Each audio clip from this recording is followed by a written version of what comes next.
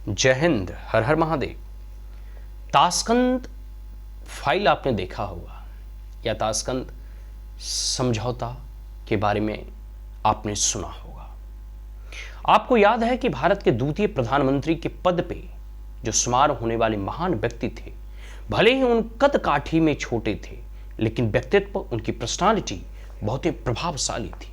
तभी वो देश के स्वतंत्र भारत के दूसरे प्रधानमंत्री बन सके। हाँ, मैं बात कर रहा हूं स्वर्गीय लाल बहादुर शास्त्री जी का, जिनका कि एक षड्यंत्र में, एक कॉन्स्पिरेसी के तहत ताशकंद समझौता के दौरान रहस्यमय तरीके से उनकी हत्या कर दी जाती है और उनकी डेथ हो जाती है। आपको पता होगा कि 1962 इंडो चाइना युद्ध में भारत को पराजय झेलनी पड़ी थी। तब से ही जो है नेहरू जी की हालत और स्थिति धीरे धीरे खराब होती गई और इसी को देखा देखी में पाकिस्तान को लगने लगा कि हम भी भारत को हरा सकते हैं, उसे पराजित कर सकते हैं।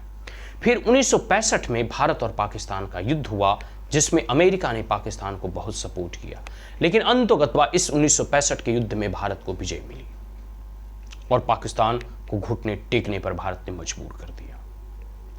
अब इसी को देखते हुए उस वक्त रशिया की मध्यस्थता में भारत, उस दौरान यूएसएसआर का पार्ट था ताशकंद, वहीं पे भारत के राष्ट्रीय अध्यक्ष और प्रधानमंत्री जो है लाल बहादुर शास्त्री और पाकिस्तान के प्रधानमंत्री भी वहां पहुंचे थे।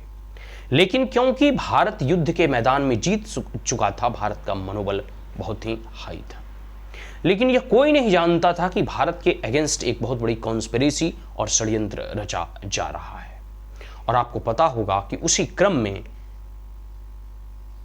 कोई कहते हैं जहर देकर या जो भी चीज रहे हो, हमने अपने देश के प्रधानमंत्री को खो दिया और लाल बहादुर शास्त्री की रहस्यमय तरीके से डेथ और उनकी मृत्यु हो गई। तो पूरा का पूरा यह सबको मालूम है कि कौन इस कॉन्स्पिरेसी के पीछे था और इसके साथ साथ कैसे पाकिस्तान ने जमीन पर जीता हुआ युद्ध को, आप कह सकते हैं कि पूरे के पूरे जो है भारत ने जीता, जमीन पर पाकिस्तान हारा।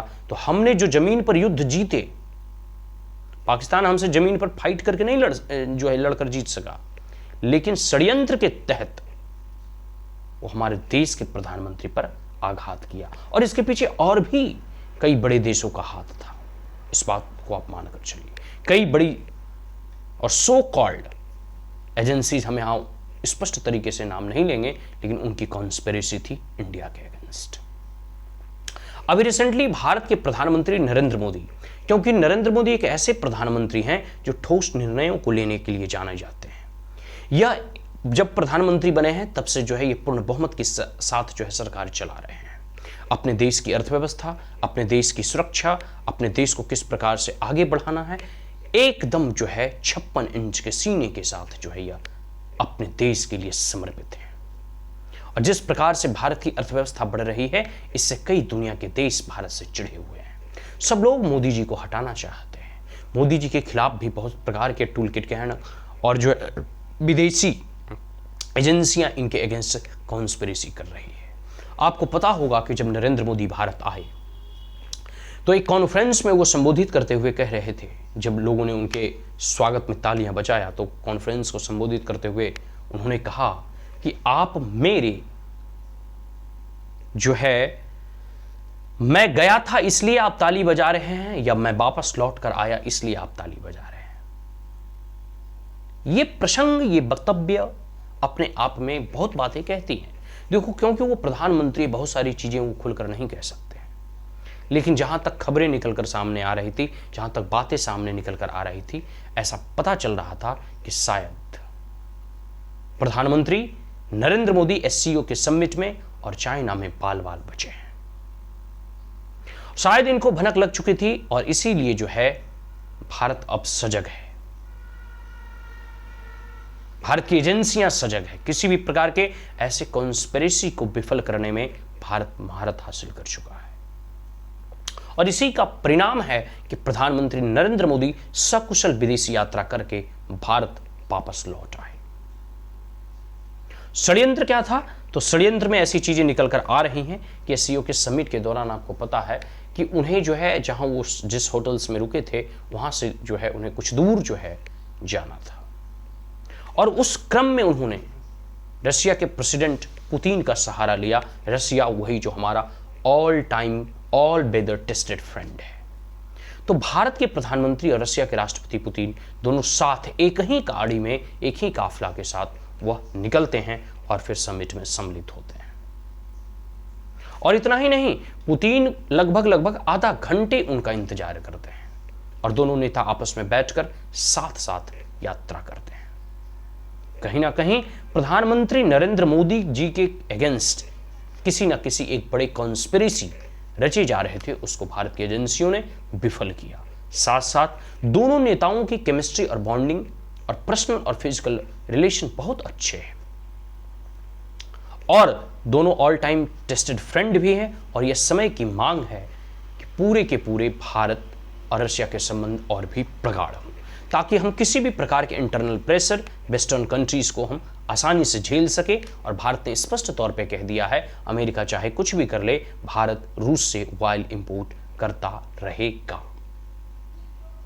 ओवरऑल आप ये सब सारी चीजें हैं, लेकिन फिर एक बार मैं कहना चाहता हूं कि जो खबरें और रिपोर्ट निकल कर आ रही हैं कि जैसे लाल बहादुर शास्त्री का कॉन्स्पिरेसी के तहत ताशकंद में हत्या की गई थी, इसी प्रकार की कॉन्स्पिरेसी प्रधानमंत्री नरेंद्र मोदी के अगेंस्ट रची जा रही थी और इसको भारत की एजेंसियों ने विफल किया। सारे ट्विटर वगैरह पे भी ये सब सारी चीजें सर्कुलेट हो रही थी। मैंने सोचा इस पे बात की जानी चाहिए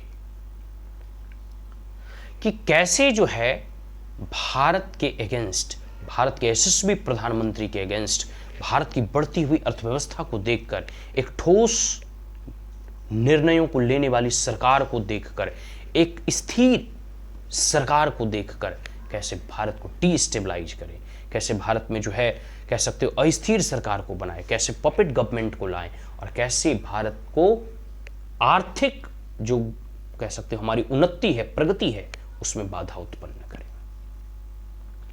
ओवरऑल आप कह सकते हैं कि भारत और इसके देश के प्रधानमंत्री 100 साल जी, भारत इसी प्रकार नित्य नवीन प्रगति और उन्नति को हासिल करे।